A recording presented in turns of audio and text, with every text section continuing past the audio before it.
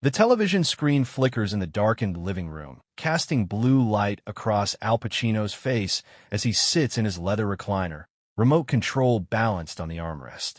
The apartment around him exists in a state of expensive silence, filled with furniture chosen by designers who never asked what he actually liked, art purchased by advisors who understood investment value better than personal taste.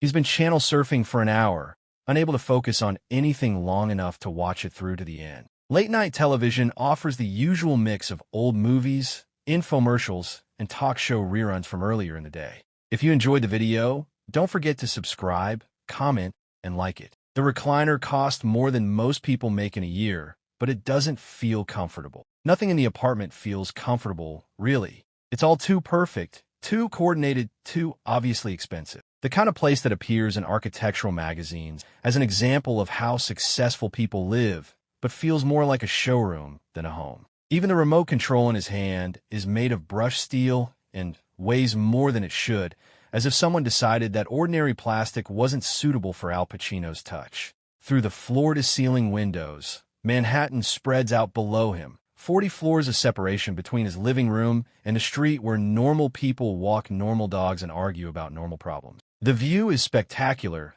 worth millions of dollars, completely wasted on someone who has forgotten how to appreciate beauty that doesn't come with a price tag and a story about its acquisition. Then he sees himself. The interview is from 1995, maybe 1996. He recognizes the set immediately now that he's paying attention. Some morning show with beige furniture and artificial plants. The kind of promotional appearance his publicist used to book by the dozen during that phase of his career when he still showed up for every interview personally instead of sending statements through representatives.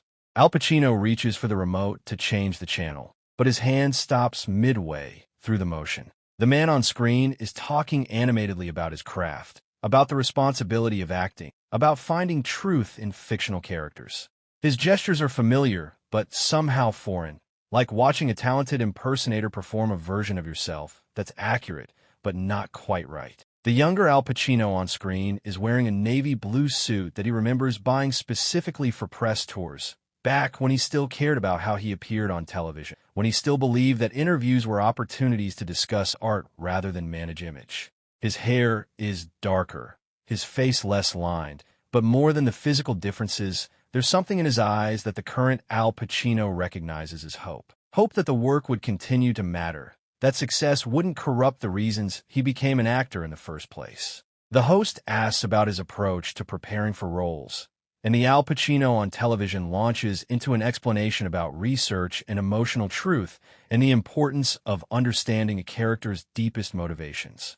He speaks with such conviction, such passionate certainty about the artistic process, that the real Al Pacino sitting in his apartment feels like he's watching someone else entirely. Every character has a secret, the younger version says, leaning forward slightly as he speaks. Something they're hiding from the world, maybe even from themselves.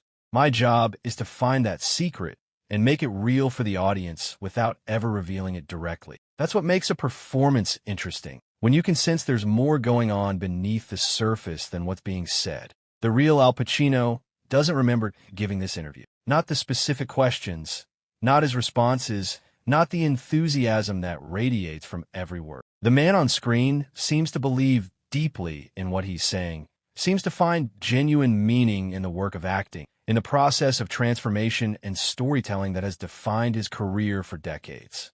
But sitting in his chair, watching himself from 25 years ago, Al Pacino feels nothing but distance from that passionate young man. When did he stop caring about emotional truth? When did preparing for roles become just another professional obligation rather than an artistic quest? When did he become someone who goes through the motions of being Al Pacino without remembering what it felt like when acting was more than just a job? The host, a woman in her 40s with carefully styled hair and the professional warmth that television requires, nods enthusiastically at his responses. She seems genuinely interested in what he's saying, not just going through the motions of promotion. You make it sound like detective work, she says with a smile that appears authentic rather than manufactured for camera. It is detective work. The younger Al Pacino responds immediately, his eyes lighting up with the kind of passion that can't be faked. You're investigating a life that exists only on paper. Try to understand motivations that the writer might not have fully explored, finding the humanity in people who might seem completely foreign to your own experience. He talks about a recent role where he played a corrupt police officer, describes the weeks he spent riding with real cops to understand not just their procedures, but their psychology, their fears, the way the job changed them over time. I needed to understand how a good man becomes a bad man, he explains, because most people don't start out corrupt. Something happens to them, something gradual and subtle, until one day they look in the mirror and don't recognize who they've become. The irony of these words, spoken by someone who would eventually lose himself to fame in exactly the way he's describing moral corruption, is so sharp that Al Pacino has to mute the television for a moment. The silence in the apartment becomes total, oppressive, filled with the weight of recognition. He unmutes the show after 30 seconds, unable to bear the quiet, but equally unable to escape what he's hearing. The interview continues, and the younger Al Pacino talks about future projects with genuine excitement. He mentions scripts he's reading, directors he wants to work with, characters he's eager to explore. His eyes light up when he discusses the possibility of returning to theater, of working with young actors who might teach him something new about his craft. I never want to become comfortable, he says to the host. The moment you think you've figured it out, you're finished as an artist.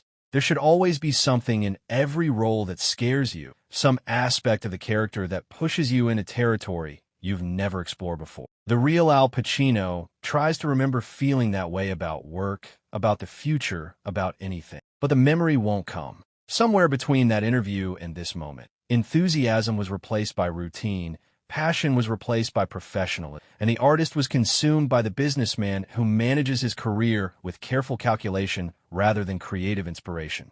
His last 3 films were chosen because they offered good schedules, respected directors, and roles that fit comfortably within his established screen persona. When was the last time he accepted a part specifically because it frightened him? When was the last time he prepared for a role by doing actual research rather than just reading the script and showing up on set? The host asks about his personal life, and the younger Al Pacino deflects with charming evasiveness, making jokes about his privacy while still seeming warm and accessible. He talks about the balance between public and private life, about maintaining some sense of self outside the work, about the importance of staying connected to normal human experiences. Fame is seductive, he admits with a self-aware smile. It can make you feel like you're more important than you actually are, like your problems matter more than other people's problems because yours are being discussed in magazines. But at the end of the day, I'm just a guy who pretends to be other people for a living. That's useful, maybe even important sometimes, but it's not more valuable than what a teacher does, or a doctor, or someone who builds houses. But there's something in his younger self's eyes that Al Pacino recognizes now as optimism, a belief that he could maintain that balance indefinitely, that fame wouldn't eventually consume every aspect of his existence. The man on television still believes he can be Al Pacino the actor without losing whoever he was before he became famous. The current Al Pacino thinks about his daily routine, the careful choreography required to leave his apartment, the team of people whose job it is to ensure he never has unmanaged contact with the outside world. When was the last time he had a conversation with someone who wasn't paid to be there? When was the last time someone treated him like just another person rather than a carefully managed celebrity asset? A commercial break interrupts the interview, and Al Pacino finds himself staring at advertisements for products he'll never buy, services he'll never need, lives he'll never live. Credit cards for people who worry about interest rates, cars for families with children, vacation packages for couples who can travel without security details, and carefully managed itineraries. The commercials are aimed at normal people living normal lives, people who exist in a world he can observe but never re-enter. When the interview resumes, the host is asking about his influences, about the actors and directors who shaped his understanding of the craft. The younger Al Pacino speaks eloquently about Brando and Dean, about Kazan and Penn, about the generation of artists who taught him that acting could be more than entertainment, that it could be a form of truth-telling that connects people to their deepest emotions and experiences. Brando taught me that you don't have to be likable to be truthful, he says, his voice carrying a reverence that's impossible to fake. Dean showed me that vulnerability and strength aren't opposites, they're partners. And working with directors like Sidney Lumet taught me that the camera can see things that even the actor doesn't know he's revealed. His respect for these mentors is obvious and genuine, his gratitude sincere. He talks about specific conversations, particular pieces of advice, moments on set when these masters of their craft showed him something about acting that changed his entire approach to the work. Watching himself discuss these influences, Al Pacino realizes he hasn't thought about artistic inspiration in years. His recent role choices have been driven by script quality, director reputation, financial considerations, schedule convenience. When did he stop asking whether a part would challenge him as an artist? When did he stop caring about working with people who might expand his understanding of his craft? The last time he worked with a young actor, someone just starting their career, he felt nothing but impatience with their questions, their enthusiasm, their need for guidance. Instead of seeing an opportunity to pass along what he'd learned, he saw an interruption of his routine, someone who didn't understand that Al Pacino had moved beyond the stage where he needed to discuss motivation and character development. The interview moves to questions about legacy, about how he wants to be remembered, about the responsibility that comes with being considered one of the great actors of his generation. The younger Al Pacino handles these questions with appropriate humility, but there's a spark in his voice when he talks about inspiring young actors, about contributing to an art form that has given his life meaning and purpose. I want to be remembered as someone who took risks, he says firmly, someone who wasn't afraid to fail, who chose interesting failures over safe successes.